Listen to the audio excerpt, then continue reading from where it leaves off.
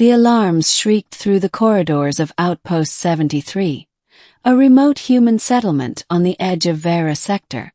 Metal groaned. The walls shuddered as something massive struck the shield barrier outside. I sprinted down the hall, my boots pounding the steel decking. Smoke filled the air, and colonists scattered in panic. It wasn't pirates this time. It wasn't a malfunction either. The sky itself had turned crimson with the swarms of insectoid predators that attacked in clouds, devouring anything alive. I wasn't looking for a weapon. I was looking for her. Luma! I shouted, turning down a service passage. The tiny alien Maid had been assigned to me 6 months ago when I volunteered for duty here. Barely 4 feet tall, with soft lavender skin and delicate antennae that drooped when she was nervous, she'd been given to my household under the Thalen Agreement, part of a cultural exchange program with a native species. She was small, shy, and clumsy with human tools, but she had an earnestness that made the emptiness of the outpost less lonely. She insisted on cleaning my quarters, preparing food she could barely eat herself, and folding my uniforms 3 times over. To serve well is to honor, she always said. And now, in the chaos, she was nowhere in sight. The beginning. I found her in the laundry bay, frozen in terror. The shield flickered through the window, a sickly green glow barely holding against the screeching swarm outside. She hugged a basket of folded clothes as though it could protect her. Luma! I ran toward her. We have to go. She didn't move. Her antennae quivered. Master Daniel, I was told to stay. Keep order. If I leave. A thunderous crack split the air. The shield barrier collapsed with a burst of sparks. Screams echoed through the outpost. I didn't think. I grabbed her, scooping her small body into my arms just as I would burst through the outer wall. Its mandibles clattered, dripping acid. Its eyes glowed a hateful green. Ran. We barely made it through the maintenance hatch before they lunged, its claws tearing at the metal. I slammed the panel shut, heart pounding. Luma clung to me, her tiny fingers gripping my uniform so tightly I felt the fabric strain. Don't let go, I told her. I will not, she whispered.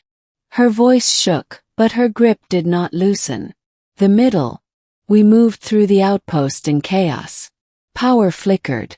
Emergency lights bathed everything in red. I carried her most of the way, though she insisted on running beside me when the halls grew narrow.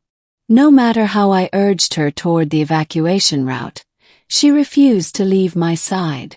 Outside, the colonists gathered at the landing pads, boarding shuttles under the roar of engines. Soldiers held their at bay with flamethrowers, but the swarm pressed harder, driven by a hive-mind hunger. One officer barked at me.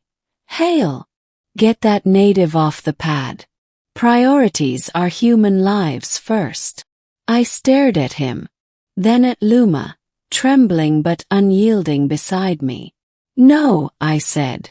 His eyes widened. That's an order. She's with me. If she doesn't get on, neither do I.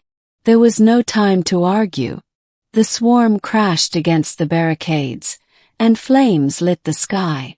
I pulled Luma onto the shuttle myself, ignoring the curses from behind. On the shuttle, when the hatch sealed, Luma collapsed against me. Her antennae drooped over my chest. She was shaking so violently I thought she'd break apart. You saved me, she whispered. Of course I did, I said. You could have left. Others, they would have left me. But you. Her voice broke, and to my shock she began to cry. Tiny crystalline tears streaked down her lavender skin. Now I cannot let go. I tried to reassure her, to tell her she was safe. But from that moment onward, she clung to me everywhere we went. Days in transit. The evacuation fleet drifted between systems for weeks, waiting for the council to assign us a new colony.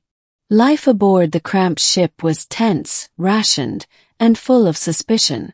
The other colonists watched with narrowed eyes as Luma shadowed my every step. She followed me into the mess hall, into engineering shifts, even standing guard outside the cabin I'd been assigned. When I woke at night, she was curled up at the foot of my bunk like a loyal shadow. "Luma," I told her one evening, "you don't need to do this. You're free. No one owns you." She looked at me with those wide violet eyes. "I know, but you saved me. When my spirit should have ended, you carried me. My people say, when the thread is cut, the one who ties it anew becomes part of your soul. I am tied to you now." I didn't know what to say to that. Tensions rise. Some of the colonists weren't happy. "She's a liability," one sneered when I entered the mess. "These aliens don't belong in human fleets." Another muttered, "They're weak. Always clinging. Dead weight." Luma lowered her head, her antennae drooping. That night she whispered, "Do humans hate us?" "Not all," I said. "But some fear what they don't understand." She hesitated. "Do you hate me clinging?" I looked at her, so small, so fragile, yet so determined never to let go. And I realized I didn't hate it at all. "No, Luma. I don't." The ending. Weeks later our fleet was ambushed. Pirates this time, hungry for supplies. Their ships cut into ours like wolves tearing into wounded prey. As alarms blared again, I turned to find Luma already at my side, eyes fierce. "You must hide," I said. "No," she replied. "I stay. Always." When the pirates boarded, it was chaos. But Luma surprised me, darting into vents, using her small frame to slip behind intruders and trigger traps. She wasn't just clinging anymore. She was fighting. For me. For us.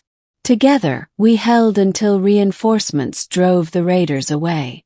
Afterward, bruised and exhausted, I sat in the corridor with her pressed against me. She looked up, her antennae brushing my jaw. "Now do you see, Daniel?" she whispered. "I cling. Not because I am weak, but because together we are strong." I held her close. For the first time I understood. In the great void, where colonies fell and fleets burned, strength wasn't always about size or weapons or power. Sometimes it was about never letting go of the hand that saved you. And Luma, my tiny alien maid, would never let go.